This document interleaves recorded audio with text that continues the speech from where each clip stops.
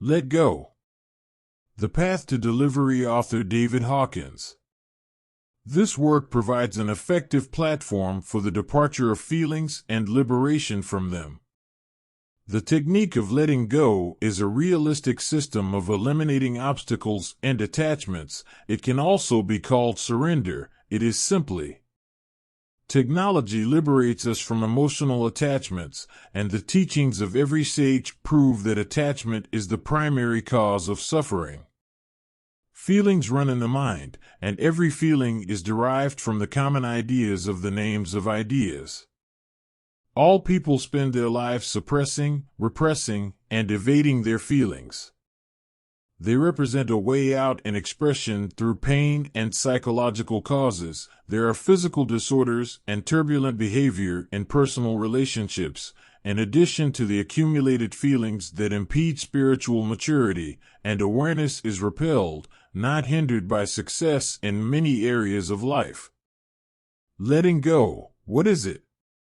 Letting go, in short, is a process that occurs consciously and is repeated at will. Thus, you will be responsible for your feelings, and you will not be at the mercy of the world and your reactions towards them, and you will not be the victim. We carry on us accumulations of negative feelings, behavior, and beliefs, and this accumulated pressure makes us miserable, and it is a source of many thoughts and problems that face us, so we surrender to these negatives and interpret them as humanitarian situation, and we seek to escape from it in countless ways. So the average person spends his life trying to avoid the chaos of feelings of fear, of pain and torment, and fleeing from them, while the feelings of self-love are always threatened, both internally and externally. It is not the thoughts that hurt us nor the facts, but the feelings that accompany them. Thoughts themselves are not painful, it is the feelings behind them. What causes thoughts is the pressure of accumulated emotions. One feeling, for example, can cause exactly thousands of thoughts during a given period. Think, for example, of a painful memory that happened long ago with one feeling of intense regret.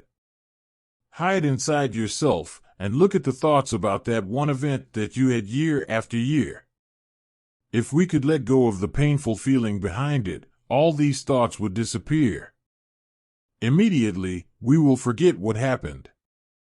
Emotions and the mental mechanism. We have three ways of dealing with feelings: repression, expression, and escape, and below we will look at each one separately. First, oppression and suppression. These two methods are among the most used methods, through which we bury our feelings and put them aside. Repression happens unconsciously, but repression is weakly. We do not want to disturb ourselves with our feelings. We are deterred from not knowing what we can do.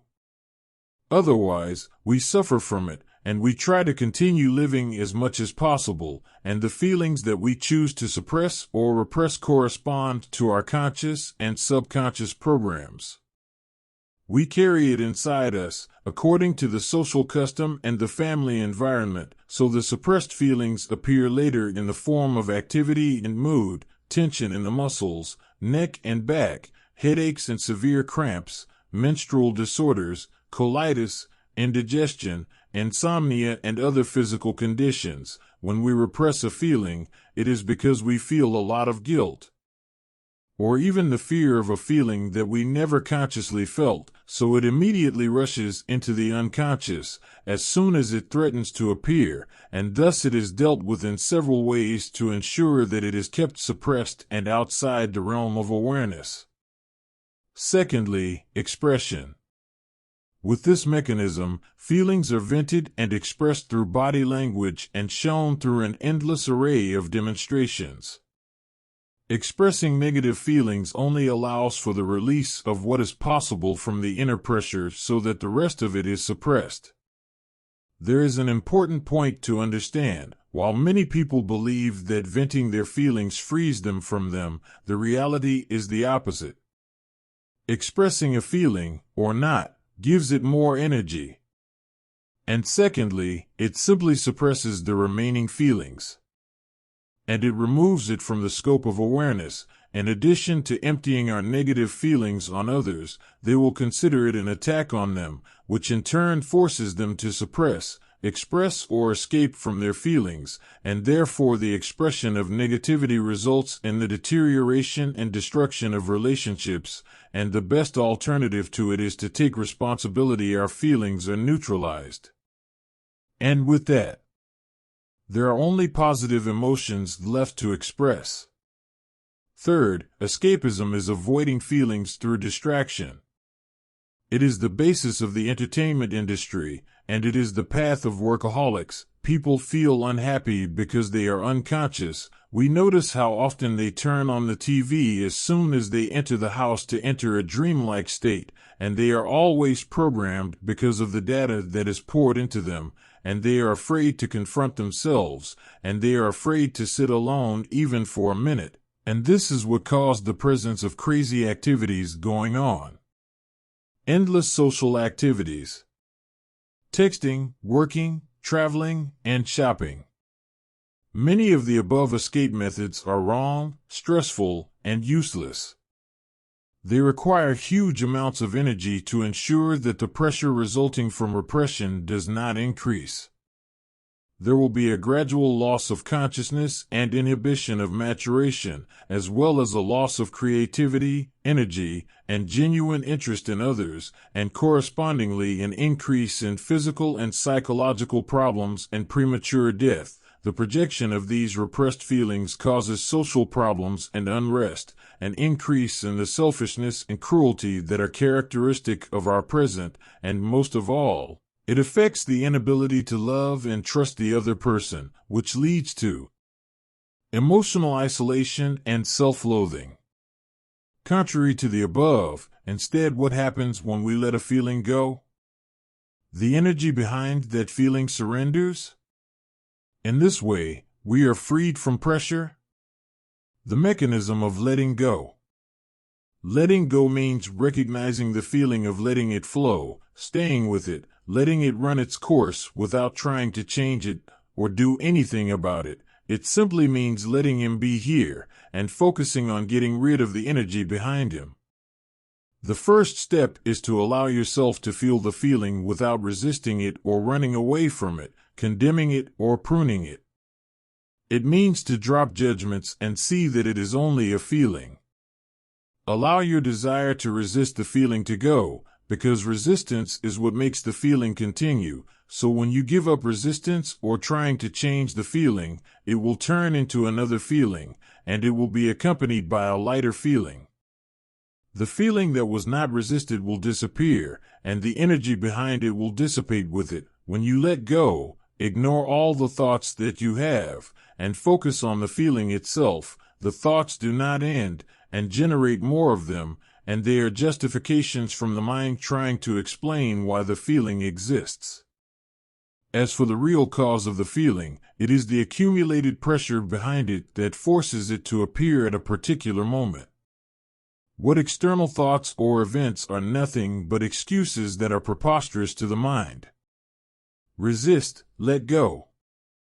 So permitting the departure of negative feelings means that it is permissible for me to try to resist every time by making the method questionable, or by forgetting to surrender, or a sudden increase in escaping from reality, or venting feelings through expression and actions, and the solution lies simply in continuity, and allowing the departure of the feelings you have about the mechanism itself. Let the resistance come. But don't resist the resistance. You are free. You don't have to let go. No one forces you to. Perception of feelings. According to scientific results, all thoughts are kept in the brain's memory bank under a deposit system that depends on the associated feelings and their subtle gradations, so they are kept according to the degree of feelings, not reality. Accordingly, there is a scientific rule for observation that shows that self-awareness increases by observing feelings faster and more than thoughts. Thoughts associated with just one emotion can literally multiply into thousands, so recognizing the underlying emotion and dealing with it properly is more beneficial and less time-consuming than dealing with a single thought of healing the past. When we look back on our lives, we find remnants of unresolved crises, where thoughts and feelings about these old incidents linger. It affects our concepts, and we will notice that it hinders us in 6 specific aspects of our lives. It is said that most people waste their lives lamenting the past and fearing the future, and therefore they are unable to feel joy in the present, and many of us assume that this is the fate of human beings, and that the most we can do is smile, which is the mind as a surgeon. Some philosophers have taken advantage of the negative and pessimistic lifestyle. And they established integrated systems of nihilism, and these philosophers, a number of whom have become famous over the years, are nothing but victims of psychological pain that they have not dealt with. Dealing with the past is creating a different context, i.e., giving it with us. Different, so we take difficult situations that caused us trauma in the past, and we see the gift that carries with it. And thanks to the discovery of this technique for the first time in psychiatry, so he explained this method, which he called treatment with meaning, in his well-known book, Man Searches for Meaning. As it proved, his clinical and personal experiences include emotional situations and traumatic incidents. It will change a lot and heal if a new meaning is given to it, for every experience in life, no matter how tragic, carries with it a hidden lesson. In retrospect, it turns out that there was, in fact, a purpose behind the event in the subconscious, as if our subconscious knew that there was something important that you must know, and it was painful, because it was the only way that could achieve the experience, promote positive feelings. The result necessary to allow the departure of negative feelings is the accumulation of resistance to positive feelings, for everything in the universe is its opposite, and therefore every negative feeling in the mind has a counterpart, either shortness or greatness, whether we are always aware of its presence at a particular moment or not. Suppose, for example, that a friend's birthday is approaching, and at the same time we have a feeling of anger, and another of miserliness, and therefore we do not want to go to the market to buy a gift, while the date of birth is getting closer and closer. Thus the feeling completely opposite to what we feel is forgiveness and generosity. All we have to do is search for the feeling of forgiveness within us, and stop resisting it. As we continue to let go of the resistance to being a forgiving person, we will often be surprised that it appears and warms, and then we begin to realize that there is a part of our nature that has always wanted to forgive, but we did not give it a chance.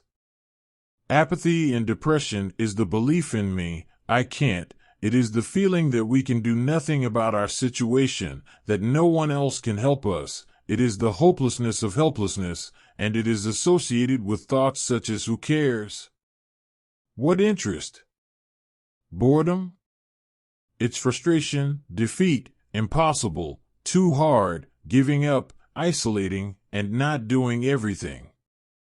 Feelings of indifference to the very technique of letting go may manifest as resistance, and this resistance comes in the form of behavior and thoughts such as no way will it work. What is the difference? I am very confused. I suffer from severe depression, and apathy can be overcome by reminding ourselves.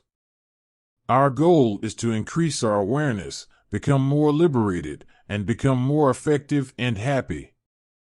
In letting go the resistance to technology itself, I can't, as opposed to I don't want to. There is another way to get rid of indifference, which is to look at the reward we get from indifferent behavior, as it may be mere excuses to save face, and to cover up what is essentially fear, and when in fact we are very capable creatures. For this more I cannot. Basically, I do not want, and there is often fear behind that I cannot or do not want, and then, Once we see the reality of the underlying feeling, we automatically rise in the scale from indifference to fear, so the energy of fear is higher than the energy of indifference, because fear at least motivates us to act, and through it also we can abandon fear to rise to anger or pride or courage, all of which are cases higher than indifference. Let's take a typical example of a human problem and investigate how the delivery mechanism frees us from its obstacle, and public speaking, which is an example of obstacles, and at the level of indifference, we say I cannot speak in front of the public, no one will want to listen to me anyway, I have nothing to say, and if we remind ourselves of our goal, we will see that indifference is nothing but a cover for fear. So the idea now becomes that public speaking is terrifying and not impossible, and this gives more clarification, because the truth is not that we cannot, but rather that we are afraid. When this fear appears and is let go, we become aware of the fact that we have a desire to do the thing we dread, and now, when we look at the desire that fear has obscured, which may also be mixed with some sorrow for missed opportunities in the past, anger appears. At this point, we have moved from indifference to sadness, to desire, and finally to anger. There is more energy in anger and greater ability to act. Anger often comes in the form of rage, such as rage that we have agreed to public speaking, and that we now feel obligated to do it. There is also anger from our fears that has held back from accomplishments in the past, and anger leads to the decision to act and find a solution. This decision may take the form of a public speaking course. And when we take a public speaking course, we have thus risen to the energy of poverty, and thus we have finally dealt with the problem directly and begun to do something about it. Blame. One of the biggest barriers to overcoming depression and apathy is blame. Blame is a topic in and of itself. Let's take a look at the compensation we get from blame. There is a lot of profit to be made from it. It makes us innocent. It makes us enjoy self-pity. It makes us the martyr and the victim. It makes us receive the pity of others. It is perhaps the greatest profit offered by blame is that we are an innocent victim, while the other side is a bad person. Blame is one of the greatest excuses in the world. It allows us to remain limited and short without feeling guilty, but there is a price for this, which is the loss of our freedom. Besides, the role of the victim brings with it a self-perception of vulnerability, and helplessness, which are the main elements of indifference, not depression. The first step to getting out of the cycle of blame is to see that we are the ones who choose to blame. There are other people who went through the same circumstances as us and became forgetful and dealt with the same situation, but in a completely different way. We have to be honest and realize that we blame others because we chose to blame. This is true whatever the circumstances appear to be justified. It is not a matter of right or wrong, but simply a matter of taking charge of our own broader consciousness. A common experience between us. In sorrow, we feel as if things are very difficult, that we will not succeed, that we do not love or love. We have thoughts like all the years that grief wasted, a feeling of sadness, loss, and loneliness. It's the feeling of regret, the letting go of feeling sorry. Most of us carry a great deal of suppressed grief, men in particular. They tend to hide this feeling, as crying is considered cowardice and unmanliness, and most people are afraid of the amount of grief they are repressing and are terrified of being overwhelmed and dominated. Repressed grief is responsible for many psychosomatic diseases, illness, or fatigue, caused by stress or tension in the subconscious, and often illogical when we allow the feeling to appear, and when we abandon it instead of standing with it, we can quickly jump from the level grieving to accept. Ongoing grief over loss comes from resisting acceptance of the condition, allowing the grief to live on. Holding on to a feeling is because of resisting letting it go. But once we accept the fact that we can handle the grief, we automatically ascend to the level of pride, and feeling I can take us to the level of courage, where we face our inner feelings and let them go. Thus, we move to the level of acceptance, and finally to peace. The fact that grief has a limited time gives us the courage and willingness to face it. If we do not resist it and abandon it all, it will leave within 10 to 20 minutes, after which it will stop for varying periods of time. If we continue to abandon it every time it appears, it will finally leave. All we have to do is to allow ourselves to fully experience it, to bear the dominance of grief for 10 to 20 minutes, and then it just goes away.